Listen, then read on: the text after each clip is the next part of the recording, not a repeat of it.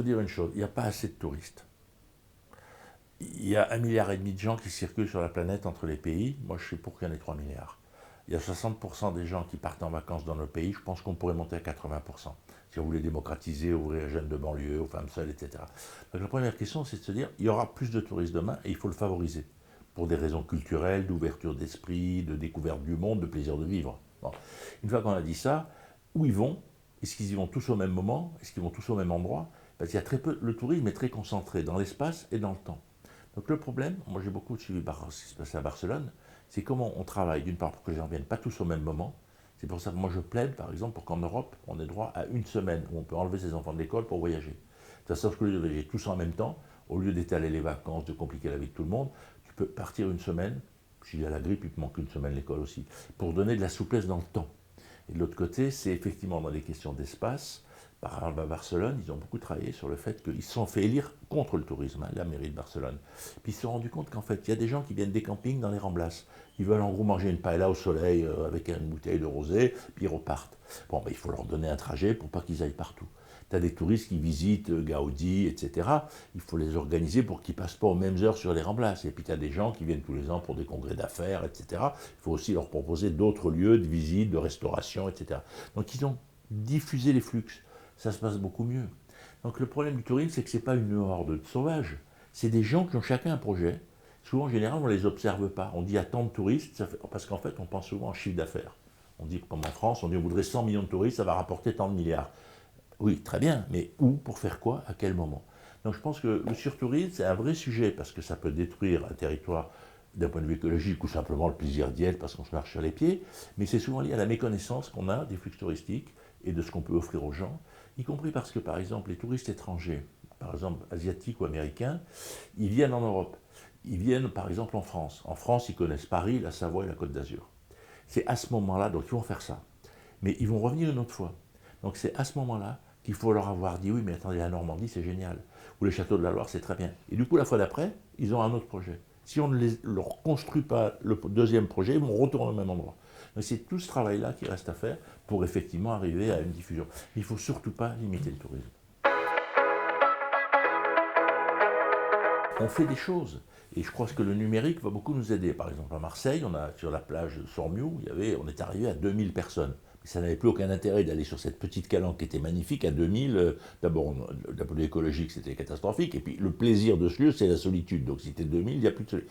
On a fait des entrées sur Internet. 400 places par jour. Les gens s'inscrivent, ça marche très bien. Parce que les gens, ils savent que le jour où ils auront une place, ils ne seront pas 2000. Donc ils acceptent de ne pas y aller. Le Louvre, c'est la même chose. La Tour Eiffel, c'est la même chose. C'est-à-dire il faut accepter. Mettons le Louvre. Bon, peut-être tu vas y aller 2 fois dans ta vie. Si on dit, écoutez, monsieur, il y a une place merveilleuse, dans 2 ans, vous aurez une place de 10h à 2h du matin, pendant 4 heures, vous ne serez pas nombreux, ça va être génial. Ben, c'est mieux que d'y aller tout de suite en faisant la queue pendant 4 heures pour entrer.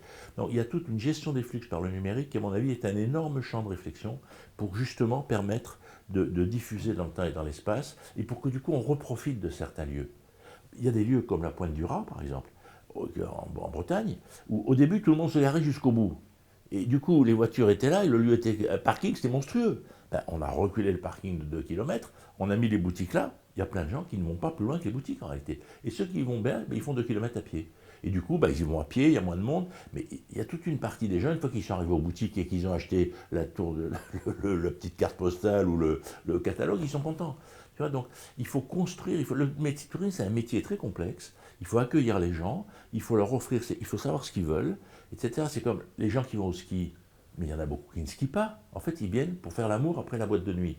Donc, ce n'est pas le même public, mais c'est important. Sur les plages, il y a plein de gens qui ne nagent pas, parce que d'abord, ils ne savent pas nager. Donc, de toute façon, ils vont pour se faire bronzer, draguer, tout ça, mais tout le monde ne va pas nager. Donc, il y a une connaissance du public, et après, on offre des choses différentes. Notamment, par exemple, de mettre les gens plus loin. Quand tu vas te faire bronzer sur la plage, tu n'as pas besoin d'être au bord de l'eau, tu peux être à 50 mètres. Donc il y a toute une construction de chaque destination, dans le détail en fait, qui fait que d'un coup ça devient habitable. Mais après, il faut dire une chose, il y a 2 endroits où on est très serré. C'est sur les plages et dans les cimetières. Mais en fait, sur les plages, les gens souvent, ils adorent être serrés. Ils se regardent les uns les autres, ils se reluquent. Et il faut dire, l'idée qu'on a tous envie d'être tout seul au sommet de l'Aubrac, ou de je ne sais pas quelle magnifique montagne, est fausse. On a aussi envie d'être en foule et de se regarder les uns les autres. Le tourisme, c'est d'abord l'amour de l'autre. Hein. Ah ben, toute notre société est bousculée par la crise écologique. Donc je veux dire, on a tous pris conscience avec la pandémie que l'homme pouvait gagner la bataille climatique si on s'y mettait tous ensemble. Ce qu'on a fait sur la pandémie, on oublie toujours que la pandémie, on a sauvé 300 millions de personnes. À peu près, c'est les estimations.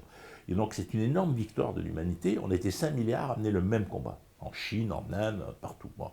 Et au fond, la crise climatique, c'est la même chose. Et on a vu qu'on pouvait modifier nos comportements. On pouvait mettre des masques, on pouvait accepter des règles qui nous emmerdaient, mais qu'on comprenait comme légitimes. On pouvait investir massivement dans la science, etc. Au fond, on est dans la même question. Donc, les gens vont avoir envie, partout, on a de plus en plus envie, qu'il y ait des objets réutilisés, qu'il y ait une réflexion écologique sur qu'est-ce qu'on mange, sur comment on se déplace. C'est-à-dire qu'au fond, ce qui va faire une destination, c'est sa capacité à être réellement, on va dire, en économie bas carbone, pour le dire comme ça. Il y en a qui vont faire du greenwashing, mais ça ne va pas marcher longtemps. Parce qu'on a tous compris que sinon, au fond, la vie allait devenir tragique. Donc la grande tendance de fond, c'est de faire des vrais lieux qui se posent tout le temps cette question. Mais par exemple, on va aller en vacances en voiture. Oui, parce que c'est plus commode, les enfants, le chien, les ballons. Bon, tu arrives à la station. Il y a un parking, tu te gares. Mais au parking, il y a une camionnette qui va prendre tes bagages. Il y a des vélos électriques. Donc, ta voiture, tu ne la touches plus pendant ton séjour. Parce qu'il y a le trajet et le séjour. Et dans le séjour, tu vas par exemple rouler en voiture électrique. Il se trouve que la plupart des stations d'été sont plates, parce qu'elles sont en bord de mer. Donc, le vélo est un objet parfait. Bon. Mais combien de stations sont équipées comme ça? Et que ta voiture soit gardée. Parce que tu ne vas pas laisser ta voiture 15 jours maintenant que tu ne connais pas, si tu n'as pas de sécurité. Donc tout ça, d'abord, ça crée des emplois, mais ça crée un autre rapport. Et du coup, dans la station, il n'y a plus de voiture. Et plutôt, tu vois, je pense cet exemple parce qu'il y a peu de stations qui font ça. Il y en a une qui s'est équipée là-dessus, mais c'est un objet d'avenir. C'est pour ça qu'il faut se poser ces questions. Après, il y a aussi le fait, tu peux dire, quand on part en vacances, on discute des vitesses sur les autoroutes. Mais on n'est pas obligé d'avoir la même vitesse toute l'année. On peut très bien, en août et septembre, rouler à 100 à l'heure.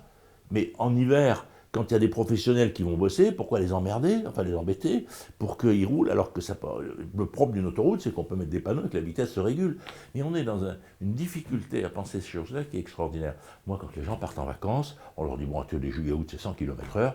Bon, ben, ils vont mettre 100 km/h. Et du coup, on va diminuer la consommation de 25% et donc la pollution du trajet. Tu vois, c'est toutes ces choses-là sur lesquelles on peut, qui sont assez faciles, en fait. Et les gens l'acceptent quand tu es avec tes gosses, les bagages et tout. De toute façon, tu vas vite et puis tu t'arrêtes parce qu'il y a un bouchon. Donc je dirais qu'en termes de mobilité, mais par exemple, modifier la vitesse des autoroutes en fonction des saisons, truc tout simple. Et tu n'arrives pas à le faire. Donc c'est tout ça. Ouvrir les musées la nuit, par exemple. C'est quand même simple. Le Louvre, qui est quand même le plus grand musée d'Europe, enfin pas tout à fait, parce qu'il y en a en Espagne qui sont magnifiques aussi, il est fermé un jour par semaine, il est fermé la nuit. Mais c'est absurde. Pourquoi tu ne peux pas aller visiter le Louvre de minuit à 4 h du matin? Je veux dire, quand on est en vacances, on ne se couche pas forcément tôt. Ben non, c'est fermé. Alors il y a de temps en temps un moment exceptionnel, etc. Dire toute cette vision, la réflexion sur la nuit en vacances, c'est un enjeu majeur. Sur justement le rapport à la culture la nuit. Le festival d'Avignon, souvent, les pièces, elles durent jusqu'à 2-3 heures du matin. Les gens partent pas au milieu. Donc il y a toute cette réflexion sur le temps, sur l'espace, pour qu'on soit moins nombreux au même moment, mais c'est surtout qu'on profite vraiment de ce qu'on fait dans une situation de bas carbone. Le but, si tu vas au Louvre, et tout le monde est collé devant la Joconde, et en fait la seule façon d'aller voir la Joconde tranquille, c'est de dire que tu es handicapé. Tu prends un fauteuil, tu as quelqu'un qui te pousse, alors du coup tu es au premier rang là, tu es sûr. Mais sinon, c'est 10e rang, et tout le monde fait des photos. Les gens maintenant, tu vas au Louvre, les gens ils se mettent devant la Joconde et ils font une photo pour être pris à côté du tableau. Il vaut mieux diffuser dans le temps et dans l'espace. Je prends l'exemple de la Joconde, c'est une caricature. Mais sur tout ça, on est face à des cultures, puis en plus le tourisme est peu respecté. On pense un peu comme un envahisseur, on pense le pognon qu'il va rapporter, etc. Non, le tourisme c'est toi et moi. Moi je dis toujours, le tourisme c'est comme moi. Comment tu as envie d'être là, toi? Il faut offrir à l'autre l'hospitalité que tu as envie de trouver. C'est une échange d'hospitalité le tourisme. C'est ce qui fait qu'on est humanité. On est 1,5 milliard à franchir une frontière chaque année sur cette planète, enfin pas avec la pandémie, on va très vite être 2 ou 3 milliards. Donc l'humanité est en train de se faire un immense commun culturel, géographique, etc., qui est le meilleur outil qu'on ait pour gagner la bataille climatique. Parce que la bataille climatique, on la gagnera ensemble, on se fera des guerres, tout ça, mais on ne peut pas sauver une partie de l'humanité d'un point de vue climatique et pas l'autre. Le grand commun, c'est le voyage. C'est ce qui fait qu'on se sent humain. On voit quand je vois des Chinois dans mon village, mais des fois je serais d'une émotion extraordinaire, parce que quand j'étais enfant, il n'y avait jamais de Chinois. Il n'y en a pas souvent, il y en a une fois tous les 3-4 ans. Tu vois, d'un coup, je vais raconter une histoire, puis je m'arrête, mais il y a un bus de Chinois qui passe dans le village. Je ne sais pas pourquoi. Il s'arrête devant mon copain, qui a une boucherie. Ils rentrent tous dans la boucherie. Ils photographient tous les saucissons. Ils repartent, ils remontent dans le bus, ils n'ont rien acheté. Ils parlent que chinois, tu ne sais pas pourquoi, mais c'est d'une poésie extraordinaire. Est-ce que c'était obscène? Est-ce que c'était un quart de bouchée? Est-ce qu'ils disaient, mais c'est génial ce qu'ils font avec leurs saucissons, on pourrait faire la même chose en Chine? Tu ne sauras jamais, mais ça n'a pas d'importance. C'est ça le tourisme, c'est cette émotion d'un événement absolument aléatoire. C'est pas tout le temps visiter les grands châteaux, aller dans les grands théâtres, c'est aller voir la vie des autres. Par exemple, la boucherie de mon ami Raymond. Qu'est-ce qu'ils en racontent en Chine? Je me demande, c'est 60 Chinois, comment ils peuvent parler de la boucherie de Raymond en Chine? Je ne saurais jamais.